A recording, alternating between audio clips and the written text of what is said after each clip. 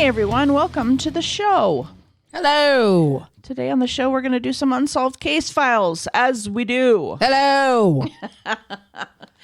Kathy has always liked the unsolved case files. I still, watch a lot of the cold case true crime stuff that comes out on Netflix too. I just finished one. They even have series now and stuff, right? Like They do. Cold case files. I'm watching the Lake Erie murders, which is like a season of, like, some of the episodes there'll be 3 episodes that's on one child, and then there'll be a 4th episode and it'll turn into something else, and every now and then they'll figure out who it is, but some of these cases are like 30 years gone cold. Wow. Yeah, I haven't watched any of those shows. I mean, I remember the old Unsolved Mysteries with what's-his-face and the phone Robert number. Stack. Yeah, the phone number where they were actually catching criminals.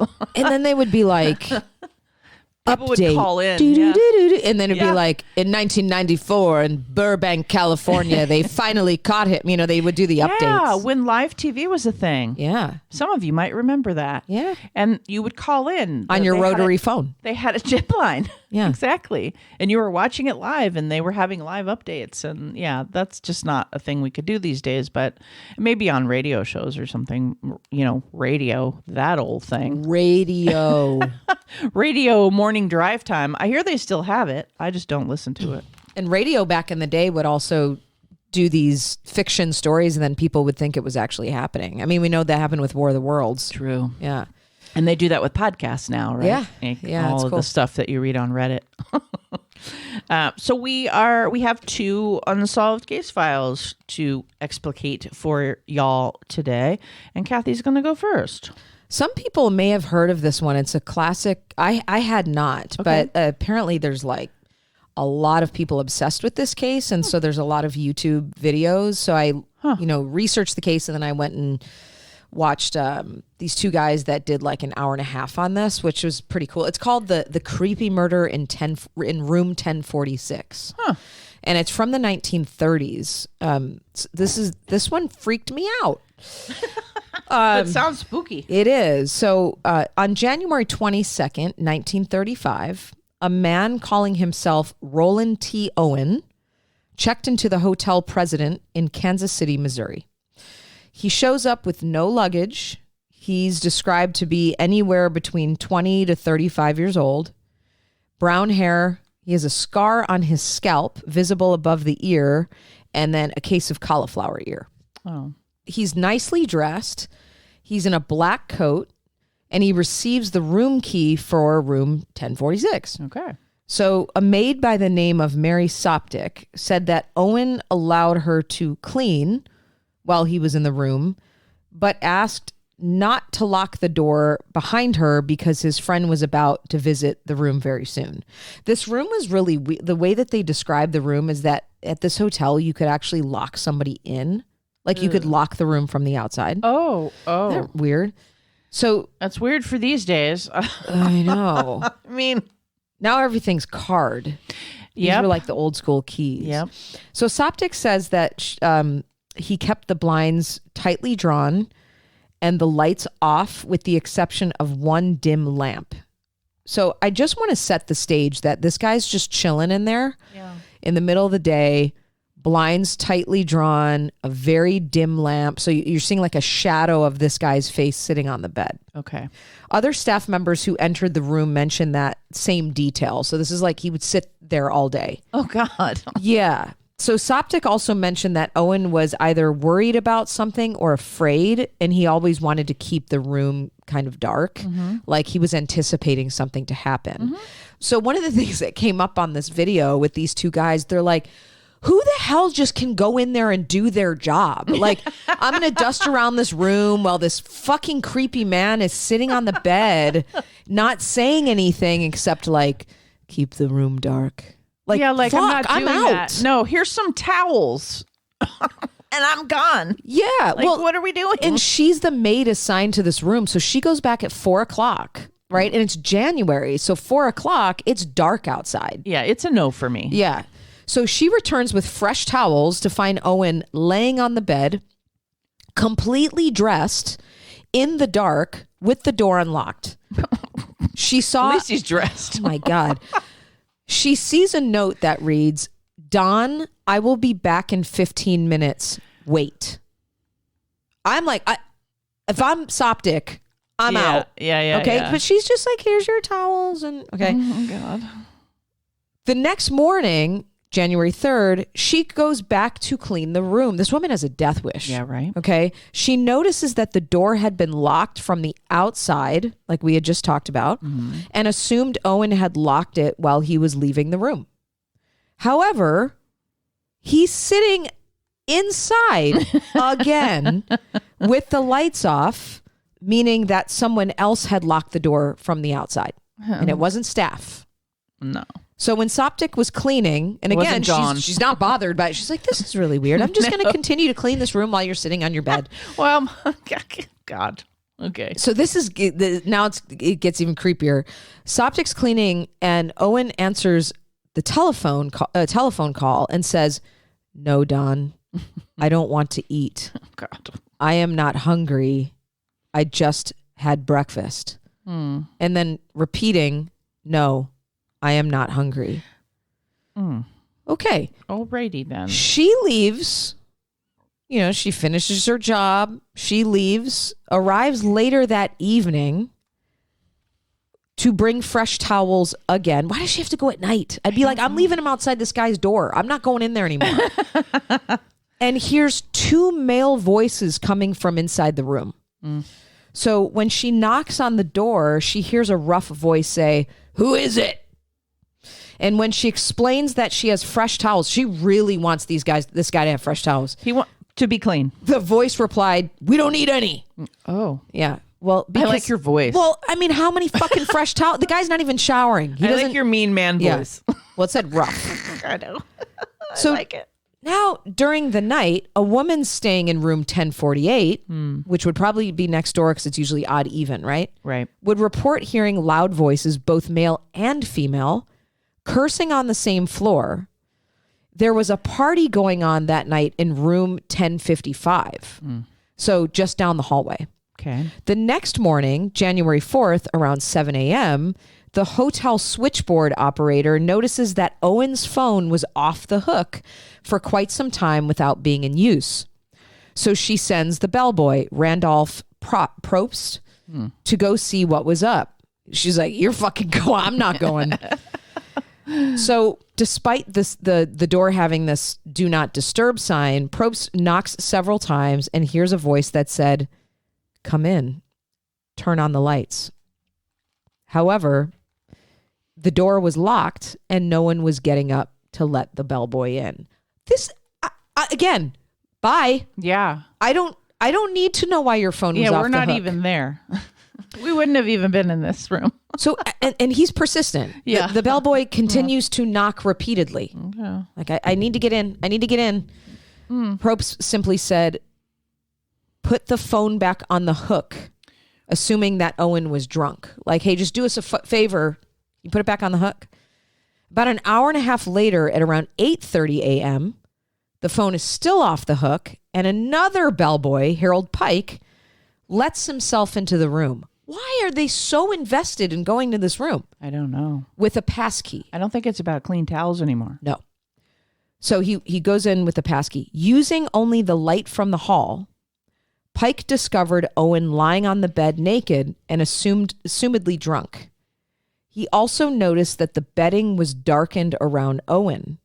The phone stand was kicked down to the ground, so he had fixed it and put the phone back into the receiver. From 10:30 to 10:45 a.m., the phone was once again off the receiver.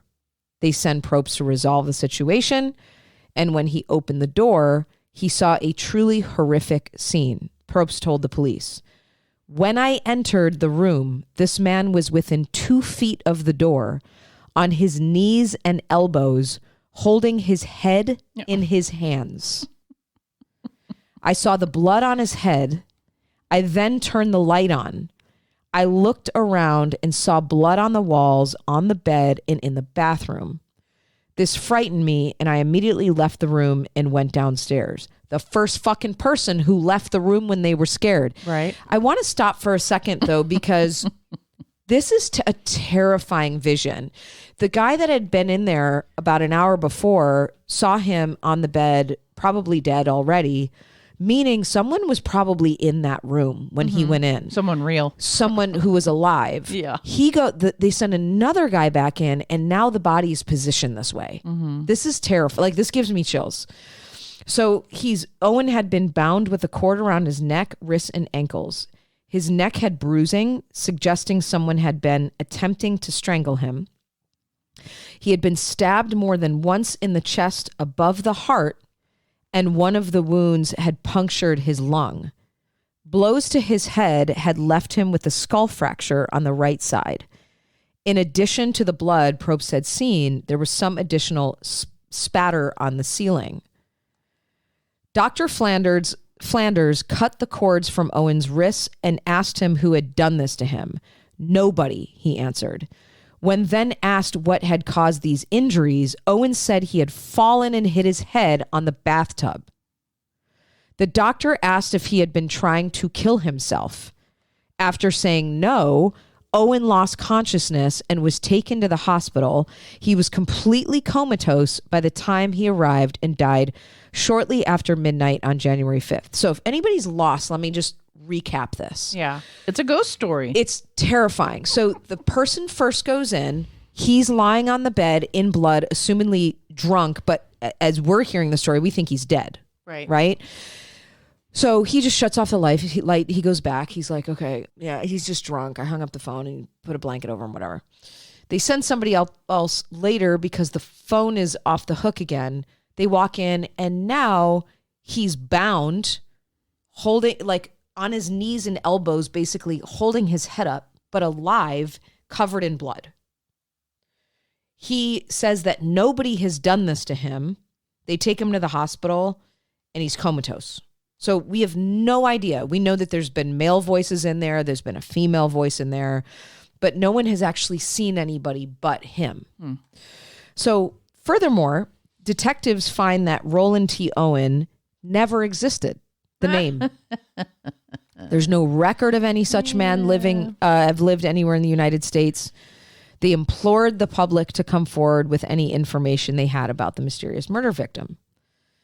Shortly thereafter, the neighboring hotel that Owen had complained so much got in contact, claiming that a man matching the description had stayed at the hotel on January 1st. He had checked in under the name Eugene K. Scott. However, upon further investigation, the police reached the same dead end they had with Roland T. Owen. No man Eugene K. Scott had any record of ever existing. Although Owen's true identity was revealed a year and a half later as Artemis Ogletree, no suspects have ever been identified. The Kansas City police continues to investigate. Over the next couple of months, various people identified the body as a loved one. So, and we know this happens with crimes a lot where people will call in and they'll either say, I killed this person, or I know this person, or I know who did it. But none of the identification stuck. None of it was real. Finally, the case ran cold and detectives decided to bury the body. The funeral homes received a mysterious call not long afterward from a woman who would not give her name, but did say she would be sending funds for Owen to have a proper burial. Wondering if that was the woman they heard in the hotel. Oh, yeah, maybe. They received an envelope a few days later containing money wrapped in newspaper. As they arranged for the small funeral, a bouquet of flowers showed up at the funeral home with a letter that read only, "Love forever, Lucille." Spooky. What are your thoughts? If you had to come up with any, I know this is all just like speculating. I'm so bad with that. I think that's what makes me bad at the thinking about unsolved murders is like, I don't know what the fuck happened. Like, I don't believe in ghosts. No, so. I don't think it was a ghost. No. So it reads like a ghost story, but yeah.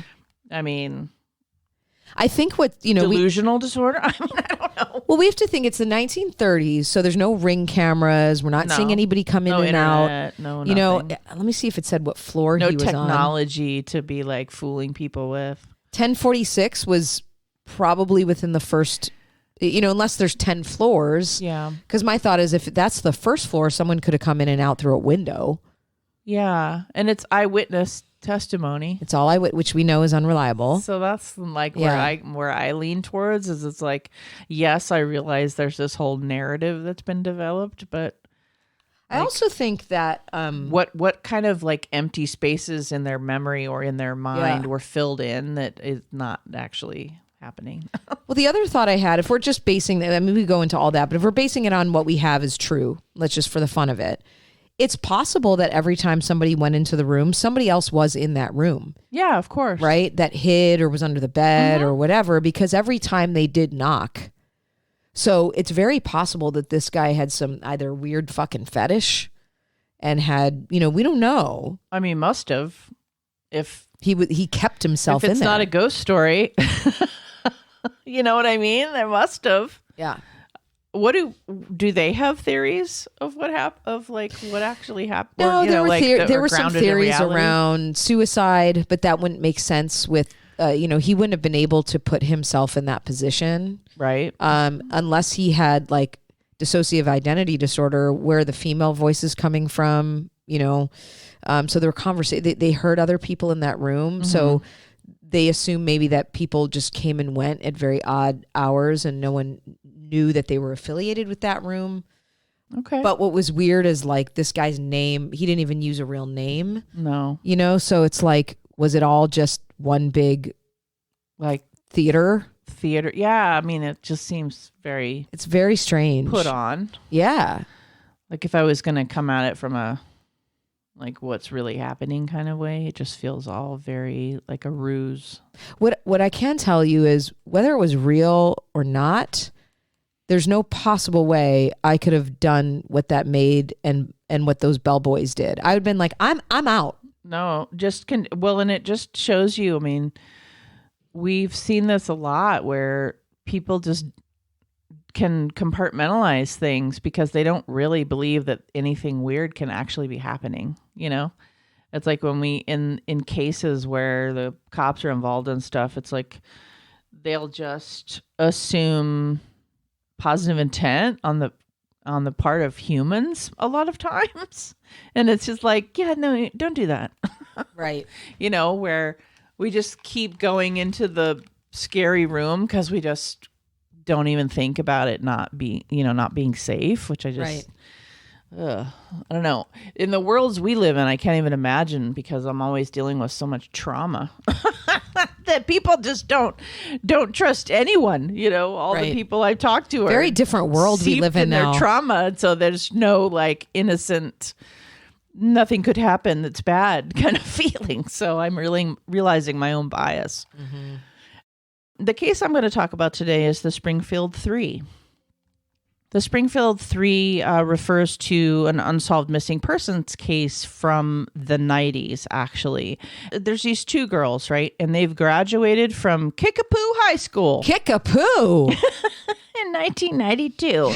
It all rhymes. I know. Kickapoo, 92. There you go. There it is. Last name Streeter and McCall.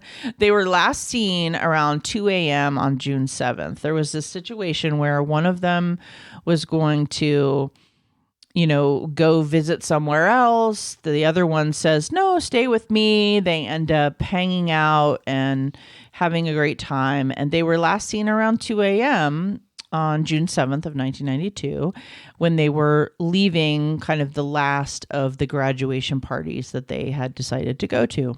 Nobody's really sure, but at some point during the night, they were also seen in, I guess, a neighboring town that was called Battlefield. And what are these names? I know. Kickapoo and Battlefield? I think it's Missouri. Okay. Let me ground us in where we are. Yeah, Springfield, Missouri. So Bart Simpson is there. Right. He's there too. Yep. Yeah.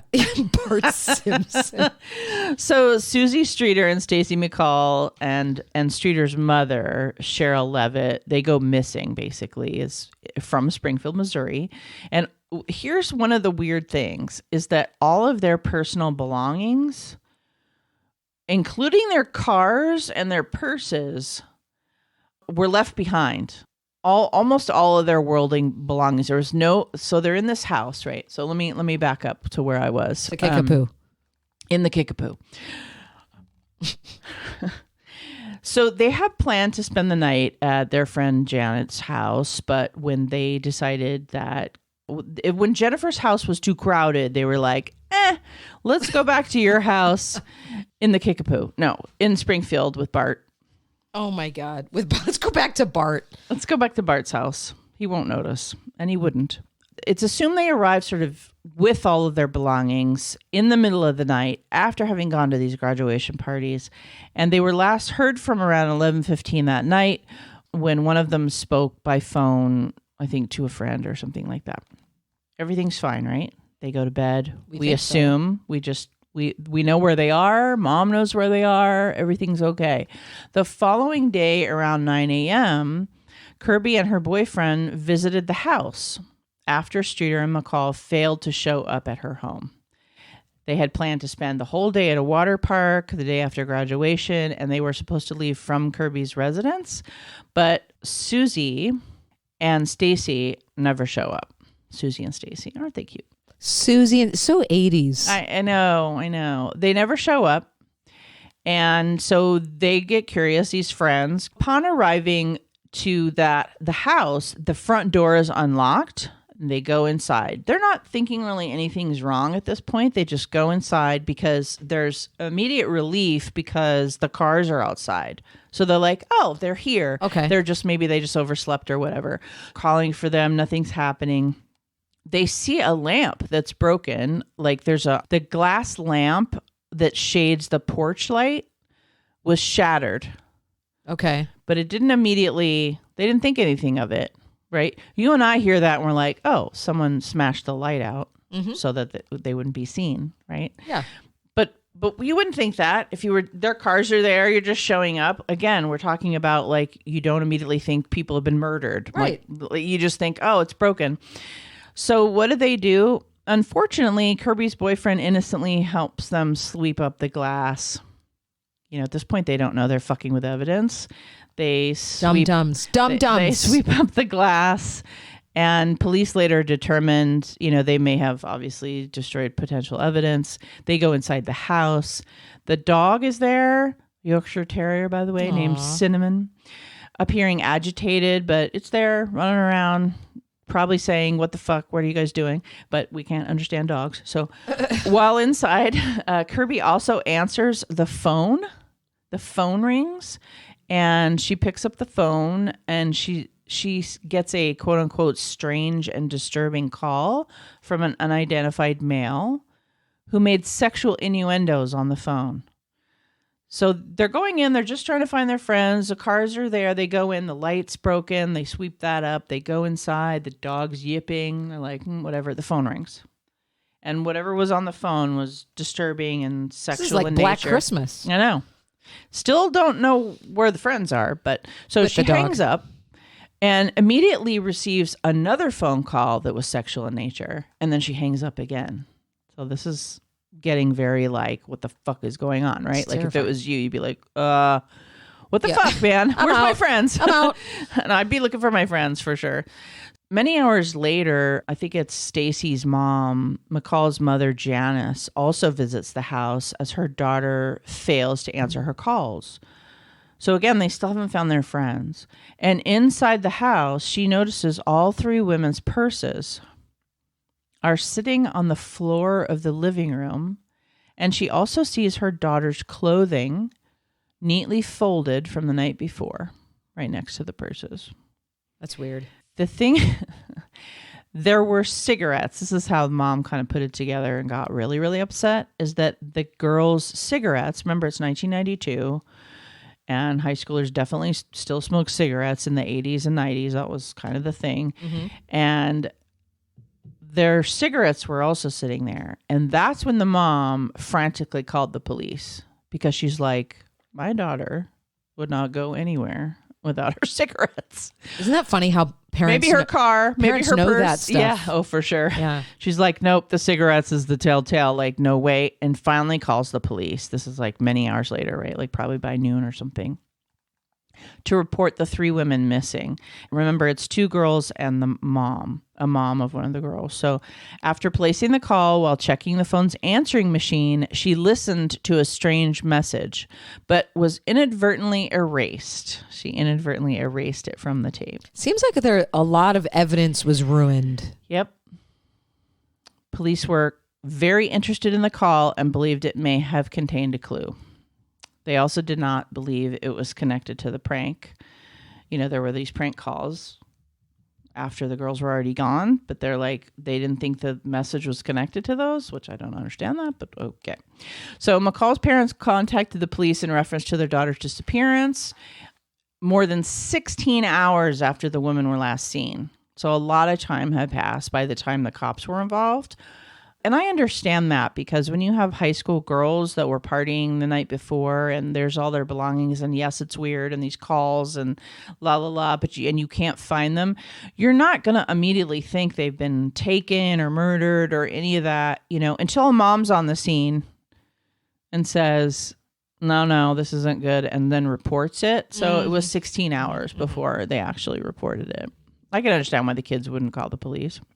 Yeah. I mean, well, and what year is kids, this again? 1992. Yeah, I mean, it's not the 70s, but it's still not now. People, yeah. There's still no widespread internet or any of that. Right. Or even cell phones.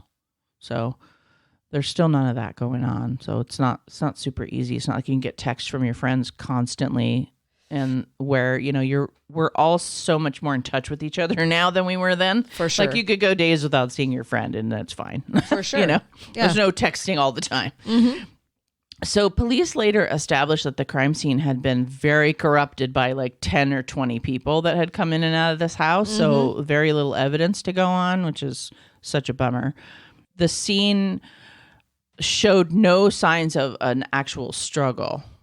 So except for the shattered porch light, there were no signs anywhere in the house of anyone struggling, no blood, no nothing. All the personal property was left behind: purses, money, cars, keys, cigarettes, and even the family dog. Like everything was as it was. Except these girls are gone. Except the 3 women are gone. Like they're just gone. So weird. I know. So in 1992, a man called America's Most Wanted, which is the show we were talking about earlier. I'm kind of following the case here as you're talking.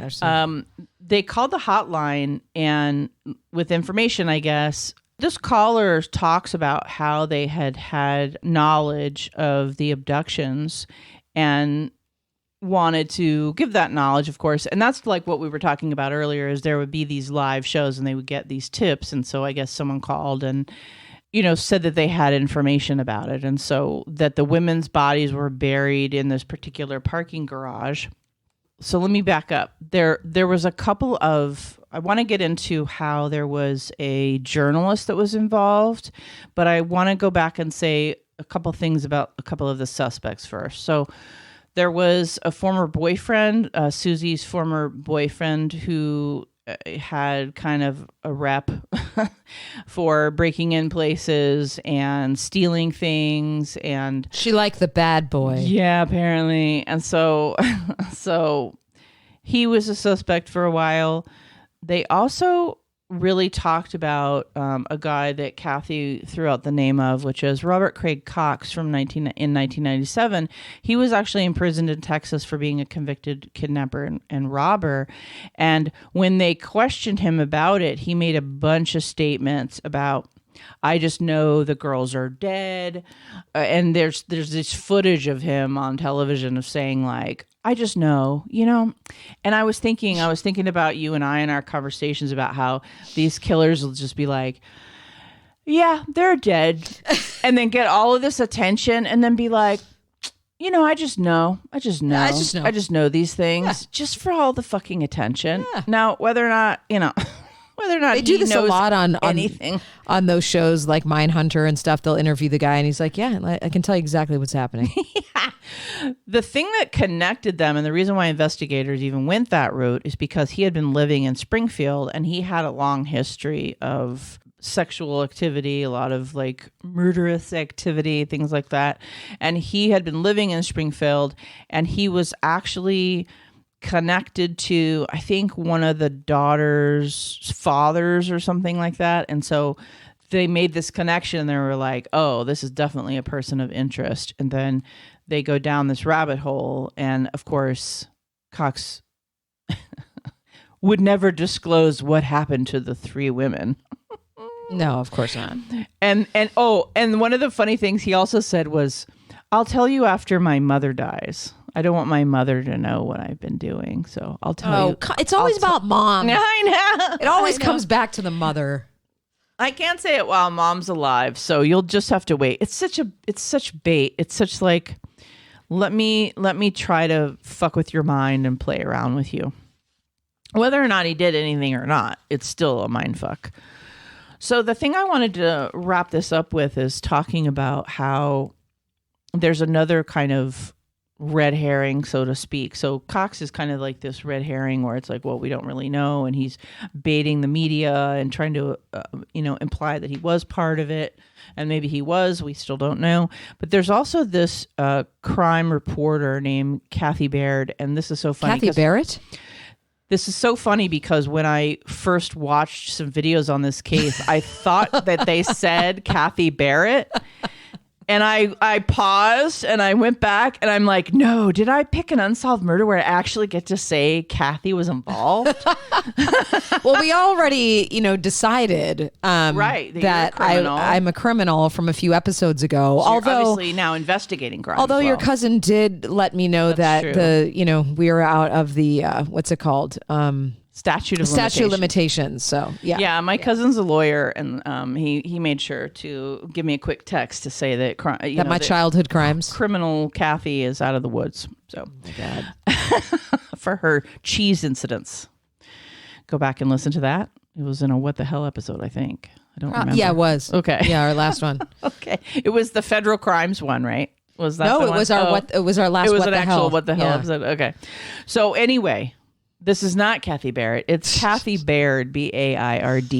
She gets a tip that their bodies are buried under this parking garage.